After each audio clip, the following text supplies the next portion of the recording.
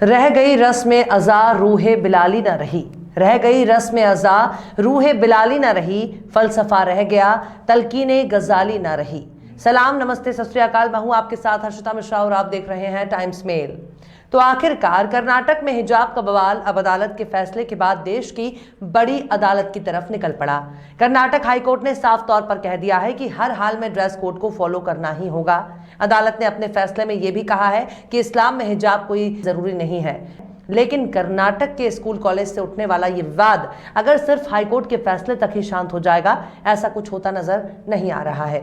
UP समेत 5 राज्यों के चुनाव के बीच जब ये विवाद सुलगने लगा, तब इस मामले की टाइमिंग को चुनाव से जोड़कर देखा जाने लगा। एक तरफ कर्नाटक में हिजाब पर विवाद चल रहा था, वहीं दूसरी तरफ यूपी के मुख्यमंत्री शरीयत, संविधान और गजवाए हिंद का राग अलापने लगते हैं। लेकिन कर्नाटक हाईकोर्ट का फैसला आते आते पूरा चुनाव बीत गया। बेटियों के सिर से हिजाब की लड़ाई सिर के दुपट्टे तक पहुंच गई। हिजाब के बदले किताब की जंग शुरू हो गई। हिजाब वाली लड़कियों के खिलाफ लड़कों ने भगवा गमछा ओढ़कर क्या खूब अपना जौहर दिखाया। हाई कोर्ट ने साफ तौर पर कहा है कि ड्रेस कोड को हर हाल में फॉलो करना होगा। ऐसे में सवाल है कि क्या स्कूल, कॉलेज और मैनेजमेंट अपने ड्रेस कोड में हिजाब को शामिल करेंगे? तो इसका जवाब है शायद नहीं, क्योंकि बहुत से इलाकों में हिजाब को भी ड्रेस कोड में शामिल किया जाता है। लेकिन जिन जगहों पर ड्रेस कोड में हिजाब शामिल नहीं होता, वहां के लोग आखिर क्या करेंगे? तब बेटियों को किताब और हिजाब में से किसी एक को चुनने के लिए कहा जाएगा। जाहिर सी बात है, सवाल तब भी बेटियों का था और सवाल आज भी बेटियों का ही है। बेटियां क्या पहनेंगी, इसका फैसला धर्म के चश्मे से देखा जाने लगेगा। तब तो मामला हिजाब बनाम भगवा का बन जाएगा। अगर इस मामले को कायदे से देखा जाए तो ये पूरा मामला लड़कियों के अपने पसंद का मामला था। लेकिन कर्नाटक में हिजाब को फ्रीडम ऑफ चॉइस नहीं बल्कि फ्रीडम ऑफ रिलीजन बना दिया गया। अदालत जाने वाली लड़कियों का मुद्दा भी ये नहीं था कि लड़की होने के नाते हिजाब मेरे निजी अधिकार हैं, बल्कि वहां हिजाब को एक धार्मिक मामला बताया गया। आप तो जानते ही हैं कि जब मामला धर्म से जुड़ जाता है तो हमारे देश में एक धर्म के मुकाबले में दूसरे धर्म को लाकर खड़ा कर दिया जाता है। फिर शुरू हो जाती है धर्म की सियासत।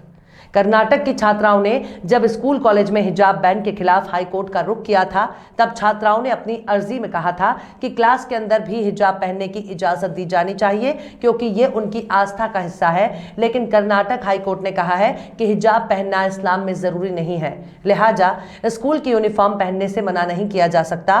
कर्नाटक हाईकोर्ट का फैसला आने के बाद अब इस मामले को सुप्रीम कोर्ट में ले जाने का रास्ता हो गया है। सुप्रीम कोर्ट से कई याचिकाएं सिर्फ इसलिए रोक दी गई क्योंकि इस मामले में हाई कोर्ट के फैसले का इंतजार हो रहा था। कर्नाटक हाई कोर्ट का फैसला आने के बाद हिजाब का समर्थन करने वाले लोग इस फैसले से नाखुश हैं। महबूबा मुफ्ती से लेकर असदुद्दीन ओवैसी तक अदालत के फैसले से नाखुश होने वाले लोगों में शुमार हैं। आखिर क्यों हिजाब की लड़ाई बनती जा रही है किताब बचाने की जंग? आखिर क्यों हिजाब के नाम पर होने लगी सियासत?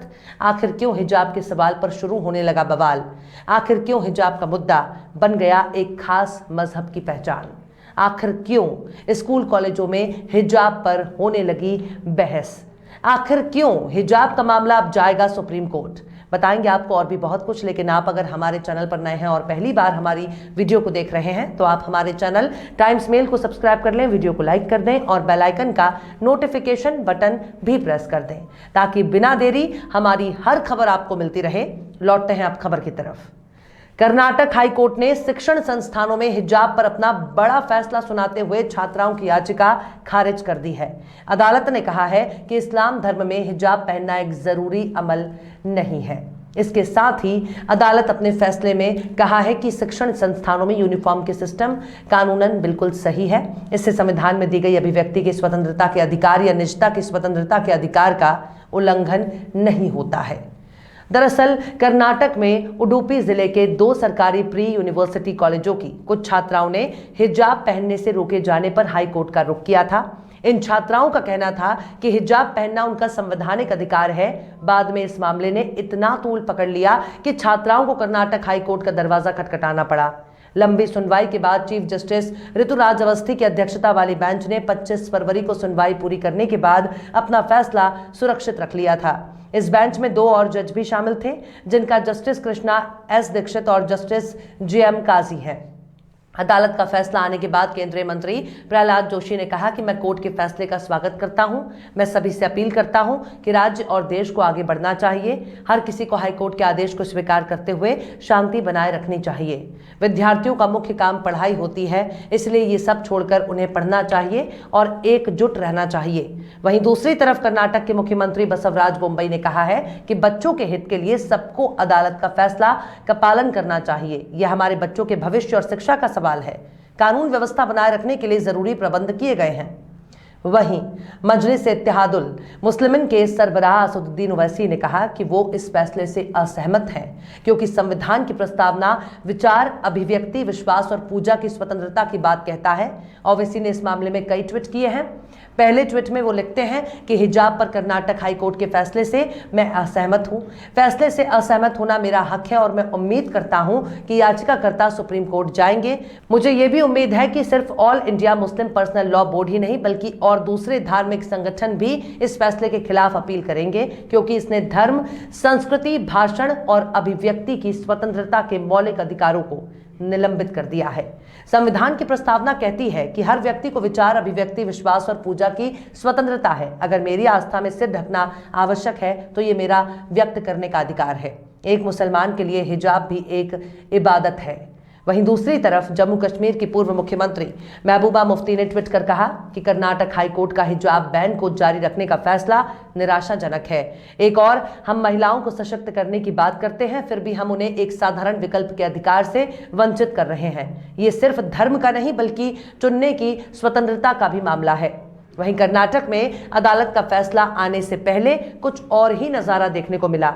शांति व्यवस्था बनाए रखने के लिए बेंगलुरु, मैसूर और बेलगावी में एक सप्ताह के लिए निषेधाज्ञा लागू कर दी गई। उडुपी में पहले से ही धारा 144 लागू है। उडुपी, दक्षिण कन्नडा, शिवमोगा और कलबुर्गी में स्कूल बंद हैं। लेकिन इस विवाद का इतिहास कोई बहुत पुराना नहीं है। ये मामला तकरीबन जनवरी में सबके सामने आया, जब उडुपी के government PU college for women में 6 छात्राओं को हिजाब पहनकर आने से रोक दिया गया, जिसके बाद छात्राओं ने बागी तेवर अख्तियार कर लिए और कॉलेज के फैसले को मानने से इनकार कर दिया। लेकिन जब इनकी बात नहीं सुनी गई तो इन्होंने विरोध प्रदर्शन शुरू कर दिया। ये मामला तब और बढ़ गया जब उडुपी जिले के कॉलेज में लड़कियों के हिजाब के जवाब में कुछ छात्र भगवा शॉल पहनकर आने लग गए। इसके बाद लड़कियों ने भी भगवा शॉल पहनकर जुलूस की शक्ल में एक प्राइवेट कॉलेज में घुसने की कोशिश की। मामला तूल पकड़ता गया और राजनीतिक पार्टियां भी इस विवाद में कूद पड़ी। राज्य सरकार का कहना था कि स्कूल और कॉलेज में पहले से तय किया गया यूनिफॉर्म ही पहना जा सकता है। कॉलेज ने लड़कियों को यह विकल्प भी दिया कि वह स्कूल आते और जाते समय वह हिजाब पहन सकती हैं, लेकिन क्लास लेते हुए हिजाब उतारना होगा। लेकिन छात्राओं का कहना था कि वह हिजाब पहनकर ही क्लास लेना चाहती हैं।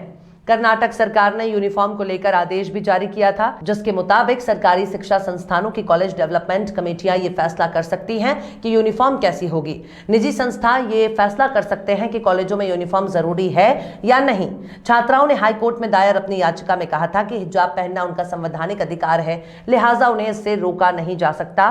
पहले इस मामले की हाईकोर्ट की सिंगल बेंच सुनवाई कर रही थी, लेकिन फिर इसे 3 सदस्यीय बेंच के पास भेज दिया गया। इस बीच हिजाब विवाद का मामला उडुपी से निकलकर दूसरे स्कूलों तक भी पहुंच गया। बहुत सी छात्राएं अब हिजाब पहनकर कॉलेज आने लगी। देश में कई जगहों पर स्कूल कॉलेज में हिजाब पहनने के समर्थन में प्रदर्शन होने लगा, तो कहीं इसका जमकर विरोध होने लगा। कर्नाटक में पथराव और तोड़फोड़ की घटनाएं भी हुई। विवाद बढ़ता देख सरकार ने सुरक्षा व्यवस्था बढ़ाई और स्कूल कॉलेज बंद करने के आदेश दे दिए। इस मामले की सुनवाई के दौरान ही कर्नाटक हाईकोर्ट ने अपने अंतरिम फैसले में स्कूल कॉलेज में धार्मिक पोशाक पहनने पर रोक लगा दी थी।